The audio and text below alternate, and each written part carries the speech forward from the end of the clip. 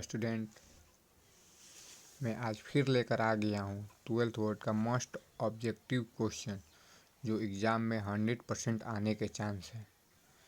जो एग्ज़ाम में 100% आएंगे। ये केमिस्ट्री का ऑब्जेक्टिव क्वेश्चन जो हर एक बार पेपर में पूछे गए वही क्वेश्चन है। इस बार भी यही क्वेश्चन एग्ज़ाम में आएंगे। तो हमारा ये रहा पहला क्वेश्चन। क्या बोल रहा है? पहला क्वेश्चन हमारा बोल रहा है कि हीरा निम्नलिखित में किस प्रकार का रवा है। तो इसका आंसर किसको किसको मालूम है? इसका आंसर होगा बी, ससंयोजक रवा। इसका आंसर होगा बी, ससंयोजक रवा। दूसरा क्वेश्चन देखिए, दूसरा क्वेश्चन क्या कह रहा है? दूसरा क्वेश्चन कह रहा है बी रवादार ठोस का उदाहरण है। तो बी रवादार ठोस का उदाहरण क्या है? हमने अगले क्लास में बताया है, आज भी बता रहे हैं। बी रवादार ठोस का उदाहरण है रबड़। आंसर डी होगा, ऑप्शन नंबर डी, रबड़। तो अगला क्वेश्चन क्या हमारा है? तीसरा तीसरा हमारा क्वेश्चन क्या कह रहा है? देखिए तीसरा हमारा क्वेश्चन क्या कह रहा है। हमारा तीसरा क्वेश्चन कह रहा है रवा में जब इलेक्ट्रॉन रेयान द्वारा खाली स्थान में पकड़ लिया जाता है तब कौन सा दोष होता है? इसमें कौन सा दोष होता है? एफ केंद्र। ऑप्शन नंबर सी होगा, एफ केंद्र। ऑप्शन नंबर सी, इसका आंसर होगा ऑप्शन नंबर सी। तो ये क्वेश्चन नोट डाउन कर ले। अगला क्वेश्चन क्या है हमारा? चौथा क्वेश्चन क्या बोल रहा है? क्रिस्टल होता है। तो क्रिस्टल कितने प्रकार का होता है? तो क्रिस्टल 3 प्रकार का होता है। ऑप्शन नंबर बी, 3 प्रकार का क्रिस्टल होता है। Option number B. चौथा क्वेश्चन क्या बोल रहा है? क्रिस्टल होता है। तो क्रिस्टल कितने प्रकार का होता है? तो क्रिस्टल हमारा 3 प्रकार का होता है। अगला क्वेश्चन पांचवा क्या बोल रहा है? देखिए हमारा पांचवा क्वेश्चन क्या हमारा कह रहा है कि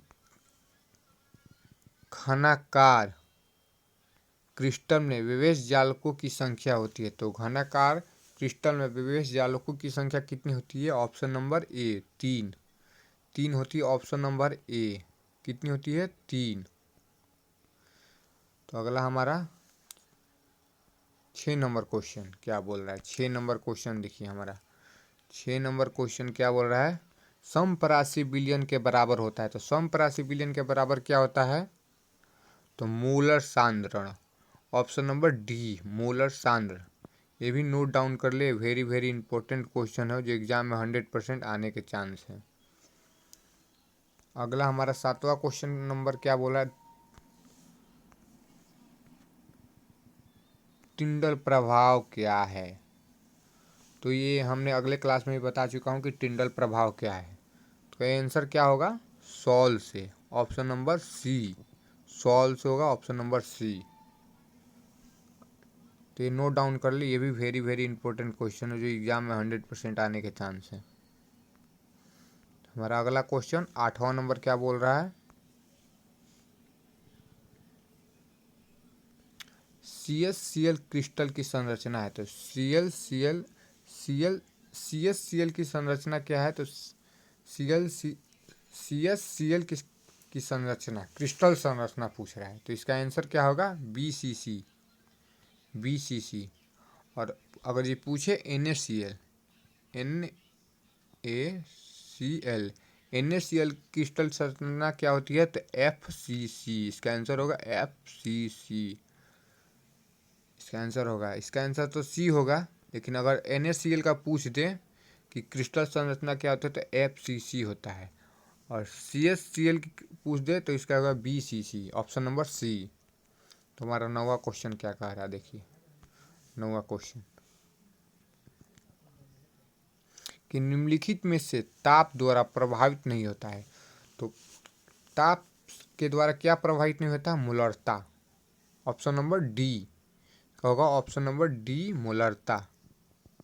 ये ताप द्वारा प्रभावित नहीं होता है। तो ये भी नोट डाउन कर लिए, वेरी वेरी इंपॉर्टेंट क्वेश्चन है जो एग्जाम में आने का 100% चांस है। तो हमारा 10वां नंबर क्वेश्चन देखिए, 10वां नंबर क्वेश्चन क्या कह रहा है? हमारा 10वां नंबर क्वेश्चन बोल रहा है कि निम्नलिखित में से विलय के लिए कौन से अणु संख्य गुण है। तो इसका आंसर क्या होगा, परासरणी दाब। आंसर नंबर ए, परासरणी दाब। क्या बोल रहा है 10वां नंबर, निम्नलिखित में से विलय के लिए कौन सा अणु संख्य गुण है। तो इसका ऑप्शन नंबर ए, परासरणी दाब होगा। 11 नंबर क्वेश्चन देखिए। 11 नंबर क्वेश्चन क्या कह रहा है, विलयन की चालकता समानुपाती होती है। तो विलयन की चालकता समानुपाती होते हैं आयनों की संख्या में। ऑप्शन नंबर बी होगा, आयनों की संख्या में। तो अगला हमारा 12 नंबर क्वेश्चन देखिए। 12 नंबर क्वेश्चन क्या कह रहा है कि निम्नलिखित में से अच्छा विद्युत का सुचालक है। तो अच्छा विद्युत का सुचालक क्या होता है, ऑप्शन नंबर बी, ग्रेफाइट, जो हर एक बार एग्जाम में पूछे जाते हैं। ये भी वेरी वेरी इंपॉर्टेंट क्वेश्चन है,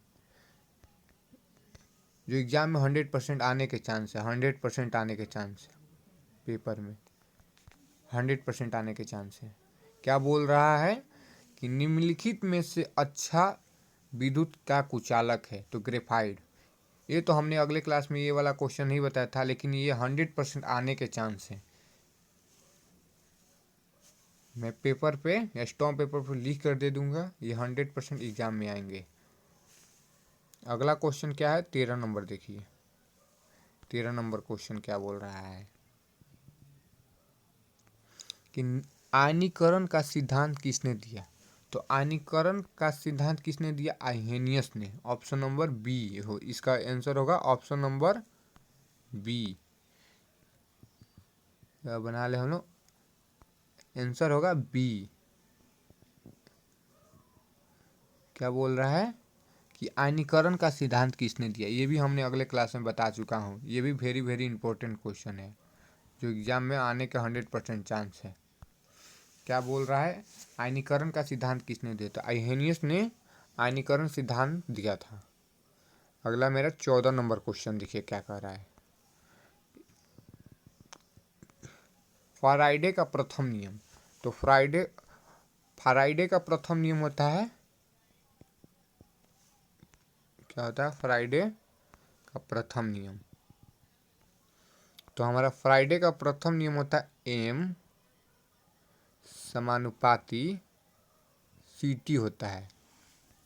तो इसी को हम लोग लिख सकते हैं M equal to E C T, जहाँ ई कांस्टेंट होता है। ई क्या होता है, कांस्टेंट होता है। यहाँ ई की जगह जेड भी हो सकता है, X Y Z A B C D कुछ भी हो सकता है। कांस्टेंट में आप जानते ही होंगे। तो इसका आंसर क्या होगा, बी, एम बराबर ई सी टी। अगला क्वेश्चन हमारा क्या है, 15 नंबर देखिए। 15 नंबर क्वेश्चन क्या बोल रहा है, 15 नंबर क्वेश्चन बोल रहा है कि 96,500 कूलम्ब विद्युत धारा CuSO4 में घोल में मुक्त करती है। तो इसका आंसर होगा क्या, 31.75 ग्राम Cu यानी कॉपर। तो इसका आंसर होगा बी। अब बताएं, एक फ्राइडे बराबर कितना कूलम्ब होता है। तो एक फ्राइडे बराबर कूलम्ब होता है 96,500 कूलम्ब होता है। आप लोगों को मैंने अगले क्लास में भी बताया है, इस क्लास में बता दे रहा हूँ। एक फ्राइडे बराबर 96,500 होता है। तो क्वेश्चन पसंद आया हो तो कमेंट करें, शेयर करें और अपने दोस्तों के पास भेजें। तो आज के लिए इतना ही। हम अगले क्लास कल लेकर आएंगे, फिर आज 15 क्वेश्चन लेकर आएंगे। धन्यवाद।